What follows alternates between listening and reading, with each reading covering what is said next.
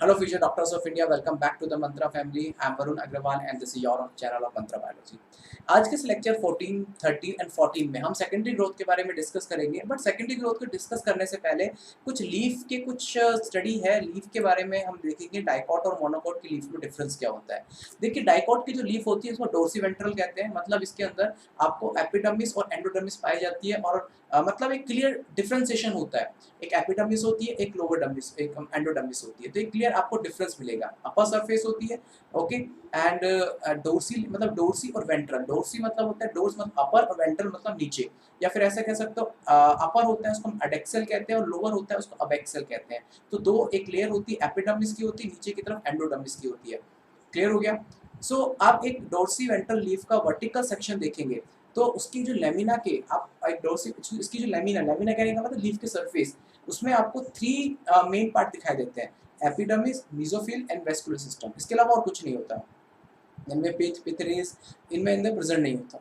ठीक है. तो आपको उसकी लिफ की लेमिनार का अगर आप क्रॉस सेक्शन देखेंगे तो क्रॉस वर्टिकल सेक्शन देखेंगे तो वर्टिकल सेक्शन में आपको तीन इंपॉर्टेंट पार्ट दिखाई देते हैं. एपिडर्मिस दिखाई देगा और एपिडर्मिस और एंडोडर्मिस के बीच में फिल्म मेसोफिल दिखाई देगी और मेसोफिल्स के बीच में आपको वेस्कुलर सिस्टम दिखाई देता है. क्योंकि भैया उसमें वेन्स होती हैं तो वाटर की रिक्वायरमेंट होती है तो वेस्कुलर सिस्टम तो प्रेजेंट हो गई.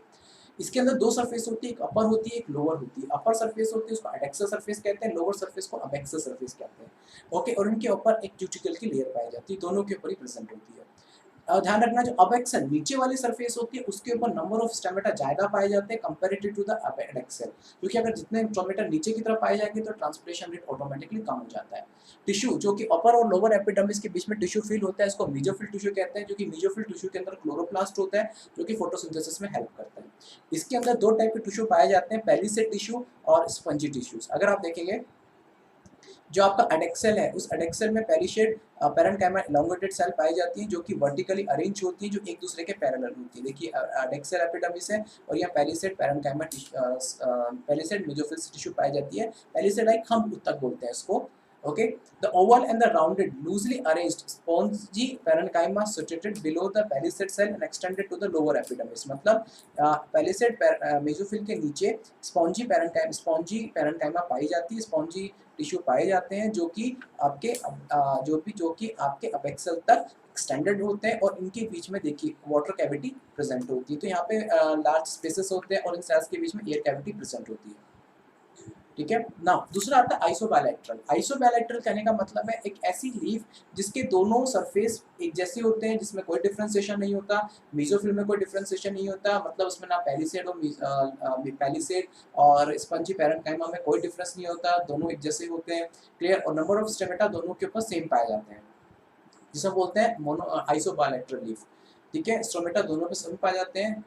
In certain एडेक्सल epidermis and along with the veins modify them into larger empty colorless cell. मैंने आपको बताया था बुलिफॉर्म सेल के बारे में. क्या होता है कि जो मोनोकोट के अंदर ही पाया जाता है बुलिफॉर्म सेल, डाइकोट के अंदर नहीं पाया जाता. जैसे कि जो ग्रास है उसमें क्या होता है उसकी एपिडर्मिस के अंदर उसके एपिडर्मिस में मॉडिफिकेशन होता है बुलिफॉर्म सेल का. ये कलरलेस सेल्स होती हैं, ये क्या होते हैं वाटर को स्टोर कर लेती हैं और ये वेंस के पास में पाई जाती है. और जैसे ही वाटर को स्टोर कर लेती हैं तो वाटर को स्टोर करती है.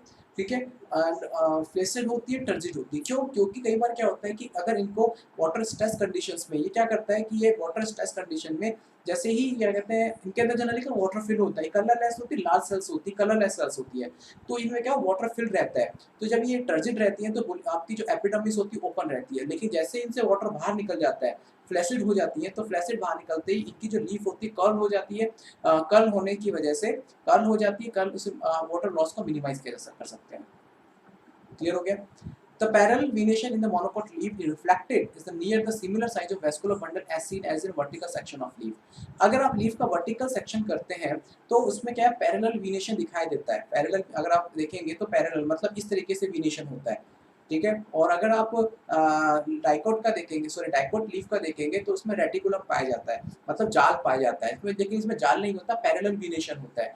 तो पैरेलल वेनेशन अगर आप देखेंगे तो सिमिलर नंबर ऑफ लाइक आप देखेंगे तो सेम सिमिलर साइज के वेस्कुलर बंडल आपको दिखाई देंगे. सिमिलर साइज के वेस्कुलर बंडल मतलब एक जैसे टाइप के वेस्कुलर बंडल आपको दिखाई देते हैं, डिफरेंस नहीं होता. ठीक है. देखिए कैसे आप यहाँ देखेंगे तो ये एडेक्सल एपिडर्मिस है, ये जाइलम है, ये मेसोफिल सेल है जिसके अंदर सब स्टोमेटल कैविटी है, ये एबैक्सियल एपिडर्मिस है। तो नंबर ऑफ स्टोमेटा दोनों के ऊपर सेम पाए जाते हैं। ये फ्लोएम है, ठीक है। अब हम स्टडी करेंगे सेकेंडरी ग्रोथ के बारे में। सेकेंडरी ग्रोथ बेसिकली होता है क्या है? सेकेंडरी ग्रोथ जब किसी प्लांट को अपनी विड्थ, अपनी गर्थ को बढ़ाना होता है, मतलब अपनी गर्थ को बढ़ाना होता है, सेकेंडरी ग्रोथ करते हैं। बेसिकली प्लांट जब प्राइमरी ग्रोथ करते हैं तो हमारी अपनी लेंथ बढ़ाते हैं, लेकिन जब प्लांट को लगता है कि एक समय के बाद में कि उसको अपनी सेकेंडरी ग्रोथ करनी है, क्योंकि अगर वो कंटिन्यूसली से प्राइमरी ग्रोथ करता रहा, सेकेंडरी ग्रोथ नहीं की, तो उसका स्टेम टूट जाएगा, ब्रेक हो जाएगा। तो एक टाइम के बाद वो सेकेंडरी ग्रोथ करते हैं। अभी सेकेंडरी ग्रोथ होती कैसे है, किन किन के ऊपर डिपेंड करती है, वो चीज़ जानना बहुत जरूरी है। देखिए, जैसे डाइकोट और जिम्नोस्पर्म्स के अंदर सेकेंडरी ग्रोथ पाई जाती है, मोनोकोट्स के अंदर सेकेंडरी ग्रोथ एब्सेंट होती है। एंड जो बेसिकली एंड जो उसकी जो आपकी जो गर्थ में जो विड्थ में जो इंक्रीमेंट होता है, जो लाइक उसकी जो रेडियस बढ़ता है, उसी को ही हम सेकेंडरी ग्रोथ बोलते हैं। सो दो टाइप के टिश्यू होते हैं जो कि सेकेंडरी ग्रोथ में इन्वॉल्व होता है, जिसको हम लेटरल मेरिस्टेम कहते हैं, vascular cambium and chord cambium. Vascular cambium होता है वो आपके स्टील के अंदर की तरफ होता है, कॉर्ड कैम्बियम स्टील के बाहर की तरफ होता है, ठीक है। लेटरल मेरिस्टेम होते हैं वेस्कुलर कैम्बियम, कॉर्ड कैम्बियम दोनों ही लेटरल मेरिस्टेम होते हैं। ड्यूरिंग द सेकेंडरी ग्रोथ क्या होता है? More and more number of cells increase in number और in a mass inside of stele. जैसे क्या होता है, अंदर की तरफ जो कंटिन्यूअसली सेल्स का मास बढ़ेगा, तो वो क्या होता है, बाहर की वो सेल्स क्या होंगी, बाहर की तरफ प्रेशर लगाएंगी, और जब बाहर की तरफ प्रेशर लगाएंगे तो ऑटोमेटिकली विड्थ उसकी बढ़ती जाएगी, ठीक है। तो सेकेंडरी ग्रोथ दो तरीके से मिलती है, वेस्कुलर कैम्बियम की वजह से इसको हम इंटरस्टेलर ग्रोथ बोलते हैं, एक होता है कॉर्ड कैम्बियम की वजह से इसको हम आउटरस्टेलर रीजन में ग्रोथ बोलते हैं। देखेंगे इंटरस्टेलर रीजन ग्रोथ के बारे में। जैसे कि मैंने आपको बताया कि जो केवल प्लांट की जो लेंथ इंक्रीज होती है just because of the apical meristem, लेकिन जब प्लांट को अपना गर्थ बढ़ाना होता है, अपना विड्थ बढ़ाना होता है, so it can be increase by lateral meristems.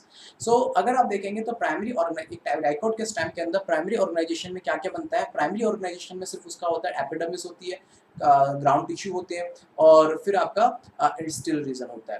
Clear हो गया? और नीचे की तरफ आप आएंगे तो स्टील रीजन में आपका ओपन कोलेटरल कॉन्जाइंट वेस्कुलर बंडल पाया जाता है, जब जाइलम और फ्लोएम के बीच में वेस्कुलर कैम्बियम रिंग पाई जाती है। ओके, कैम्बियम रिंग उसके अंदर कह सकते हो, कैम्बियम रिंग मत बोलिए, फेसिकुलर कैम्बियम रिंग उसके अंदर प्रेजेंट होती है। इंट्राफेसिकुलर कैम्बियम रिंग जो कि जाइलम और फ्लोएम के बीच में प्रेजेंट होती है, जो कि प्राइमरी मेरिस्टेम है, क्योंकि वो पहले से ही प्रेजेंट होती है, बाद में नहीं प्रेजेंट होती। हाँ, लेटरल साइड में प्रेजेंट होती है, वो बात अलग है, लेकिन पहले से ही प्रेजेंट होती है। This intrafascicular cambium ring responsible for a secondary growth and produce secondary xylem and phloem। एक याद रखिएगा, itself intrafascicular cambium ring is not responsible। इसके लिए वो एक अलग से रिंग बनाती है, इसको इंटरफेसिकुलर कैम्बियम रिंग बोलते हैं, और दोनों आपस में मिलकर एक कैम्बियम रिंग बनती है। कैसे होता है सेकेंडरी ग्रोथ में, कैसे इंटरफेसिकुलर कैम्बियम रिंग कैसे हेल्प करती है, मैं आपको बताता हूँ। देखिए क्या होता है कि देखिए सबसे पहले कैम्बियम रिंग बनती है। कैम्बियम रिंग क्या होता है, यहाँ देखिए, कैम्बियम रिंग होती है इंट्राफेसिकुलर कैम्बियम और इंटरफेसिकुलर कैम्बियम दोनों को आप मिलाएंगे तो इसे बनता है रिंग ऑफ कैम्बियम। जाइलम और फ्लोएम के बीच में जो रिंग पाई जाती है उसको हम बोलते हैं intrafascicular cambium ring. Intrafascicular cambium ring उसके अंदर पाई जाती है। मैंने आपको बताया कि जाइलम और फ्लोएम की जो वेस्कुलर बंडल्स होते हैं उसके बीच में पिथ रेस पाई जाती है, जिसको हम कहते हैं मेडुलरी रेस, जिसमें मेडुलरी रेस पाई जाती है, ठीक है।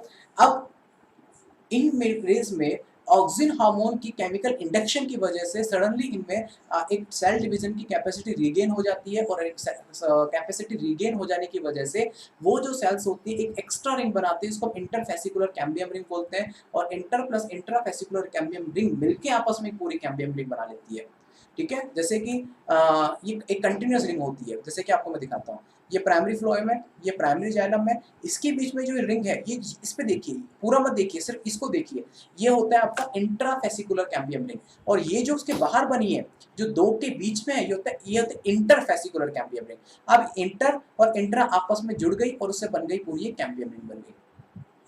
देखिए यहाँ पे वो लिखा हुआ है, ठीक है, इंटरफेसिकुलर कैम्बियम रिंग का यहाँ पे फॉर्मेशन हो गया। अब कैम्बियम रिंग में दो टाइप की सेल्स प्रेजेंट होती है, क्योंकि कैम्बियम रिंग ही अब सेकेंडरी ग्रोथ करेगी, और यही दो आपकी स्टिलर रीजन में ग्रोथ करती है, और उसमें दो टाइप की सेल प्रेजेंट होती है, एक होता है फ्यूजिफॉर्म इनिशियल सेल, एक होती है रे इनिशियल सेल। ओके, फ्यूजिफॉर्म हमने पढ़ा है, फ्यूजिफॉर्म बेसिकली क्या होता है कि इलोंगेटेड ग्रोथ करती है, और जो रे इनिशियल सेल्स होती है वो आपका हेल्प करती है, इलोंगेशन ग्रोथ होता है इसकी वजह से। एंड बेसिक क्योंकि ये पैरेंकाइमेटस होती है, जो सेल्स होती है पैरेंकाइमेटस होती है, और रे इनिशियल्स होती है जो कि हॉरिजॉन्टली स्प्रेड होती है, नाउ द कैम्बियम रिंग की एक्टिविटी कैसे होती है? देखिए कैम्बियम रिंग कैसे एक्टिवेट होता है? Cambium ring in inner side में more and more number amount of the xylem and phloem का फॉर्मेशन करता है, ज़्यादा से ज़्यादा अंदर की तरफ सेल का फॉर्मेशन करता है। Cambium ring become active and began to cut off new cells both towards the inner and outer side. दोनों साइड, इनर और आउटर साइड दोनों नए सेल्स का फॉर्मेशन करता है। वो इनर और आउटर साइड नई सेल्स क्या होती है? जाइलम और फ्लोएम होती है। कैम्बियम रिंग जो एक्टिवेट हो जाती है, जो अंदर की तरफ नए सेल्स का फॉर्मेशन करती है, अंदर की तरफ जो नए सेल्स होती है सेकेंडरी जाइलम, और बाहर की तरफ नए सेल्स का फॉर्मेशन करती है वो होती है secondary phloem. Clear? Cambium is generally more active on the inner side. जो कैम्बियम होता है अंदर की तरफ ज्यादा एक्टिव होता है in comparative to the outer side. Clear? As a result क्या होगा? ज्यादा से ज्यादा अमाउंट में सेकेंडरी जाइलम बनेगा, ज्यादा अमाउंट में सेकेंडरी जाइलम भर जाएगा अंदर की तरफ, जो बाहर की तरफ प्रेशर पुट करेगा। और जैसे ही सेकेंडरी जाइलम अंदर की तरफ बनेगा, वो बाहर की तरफ प्रेशर पुट करेगा, तो बाहर की तरफ जैसे अंदर की तरफ जाइलम बना, ज्यादा से ज्यादा अमाउंट में जाइलम बना, उसने क्या किया? लाइक ज्यादा से अंदर की तरफ ज्यादा सेकेंडरी जाइलम बनता है, और सेकेंडरी फ्लोएम कंपैरेटिवली कम बनता है, क्योंकि जितना ज्यादा वो सेल अंदर की तरफ बनेगा उतना ज्यादा बाहर की प्रेशर लगेगा और विड्थ में इंक्रीमेंट होगा। The primary and secondary phloem get casually crushed due to the continuous formation accumulation of the secondary xylem. Now, primary xylem, however, remain more and less intact और around the center. देखिए क्या होता है कि जब cambium ring अंदर की तरफ ज्यादा से ज्यादा जाइलम बनाएगी, ज्यादा से ज्यादा जाइलम का फॉर्मेशन करेगी, तो ज्यादा से ज्यादा जाइलम के फॉर्मेशन होने से ज्यादा से ज्यादा जाइलम के फॉर्मेशन होने से होगा क्या? ज्यादा से ज्यादा जाइलम का फॉर्मेशन होगा, तो ज्यादा से ज्यादा जाइलम के फॉर्मेशन होने से जो प्राइमरी जो जाइलम होगा, प्राइमरी जाइलम तो चला जाएगा आपके in the around of centre, और जो सेकेंडरी जाइलम होगा, देखिए ध्यान रखना, सेकेंडरी जाइलम इसकी कैम्बियम रिंग के अंदर की तरफ होगा, लेकिन वो होगा कैम्बियम रिंग के पास में, और कैम्बियम रिंग से बाहर आपको फ्लोएम दिखाई देगा। कैम्बियम रिंग से बाहर देखेंगे तो आपको फ्लोएम दिखाई देगा। देखिए मैं आपको दिखाता हूँ। At some places, cambium form a narrow band of the parenchyma which passes through the secondary xylem and secondary phloem in radial direction. This is called the secondary medullary rays. अब क्या होता है देखिए यहाँ पे एक कुछ प्लेसेस में कैम्बियम एक पैरेंकाइमा का एक नैरो बैंड बनता है जो कि सेकेंडरी जाइलम और सेकेंडरी फ्लोएम से पास होता है, मतलब सेकेंडरी जाइलम और सेकेंडरी जाइलम के बीच में एक मेडुलरी रेज बन जाती है, एक लिंक बन जाता है, जिसको हम कहते हैं ये रेडियल डायरेक्शन होता है। ये बेसिकली ट्रांसपोर्टेशन में हेल्प करता है। आपको पता है कि जाइलम और फ्लोएम की वजह से मास फ्लो होता है, जिसकी वजह से फूड का फॉर्मेशन, फूड का ट्रांसलोकेशन हो पाता है, तो मेडुलरी रेज बन जाती है इनके बीच में, सेकेंडरी जाइलम और सेकेंडरी फ्लोएम के बीच में। देखिए अब देखिए यंगेस्ट लेयर ऑफ फ्लोएम कहाँ होगा? यंगेस्ट नई बिल्कुल नया जो फ्लोएम बन रहा है, मतलब सेकेंडरी फ्लोएम की बात कर रहे हैं यहाँ पे हम, just outside the portion of cambium ring but near by. जैसे कि कैम्बियम रिंग अंदर की तरफ बनाती है सेकेंडरी जाइलम, बाहर की तरफ बनाती है सेकेंडरी फ्लोएम, तो सेकेंडरी जाइलम जो बनेगा वो रिंग के पास में बनेगा अंदर की तरफ, सेकेंडरी फ्लोएम जो बनेगा वो रिंग के बाहर बनेगा, okay, but near by vascular, near by cambium ring. अब यंगेस्ट लेयर ऑफ जाइलम कहाँ बनेगा? Just inside a portion of cambium ring. Phloem का सबसे पुराना मतलब प्राइमरी फ्लोएम कहाँ होगा? वो होगा रिंग से बहुत दूर, पेरीफेरी की तरफ। और ओल्डेस्ट लेयर ऑफ जाइलम कहाँ होगा? बिल्कुल सेंटर में होगा। भैया देखिए एक वेस्कुलर कैम्बियम है, यहाँ प्राइमरी फ्लोएम था, यहाँ प्राइमरी जाइलम था, ठीक है। अब वो नए सेल्स बनाएगी, तो नए सेल्स बनाएगी तो क्या होगा? प्राइमरी फ्लोएम अंदर की तरफ चला जाएगा और यहाँ पे क्या रह जाएगा? Secondary xylem. यहाँ पे फ्लोएम था, प्राइमरी फ्लोएम, तो इसने बीच में क्या किया? नए सेल्स बनाई, तो प्राइमरी फ्लोएम अब दूर हो जाएगा और इसके आसपास क्या हो जाएगा? Secondary phloem. समझ में आ गया? तो it was just about the simple secondary growth system, ठीक है। आगे के इस लेक्चर में हम थोड़ा सा और डिटेल में जानेंगे, आउटर सेलुलर ग्रोथ के बारे में हम स्टडी करेंगे, ठीक है। सो अगर कोई मन में कंफ्यूजन हो तो जरूर पूछिएगा हमसे। धन्यवाद।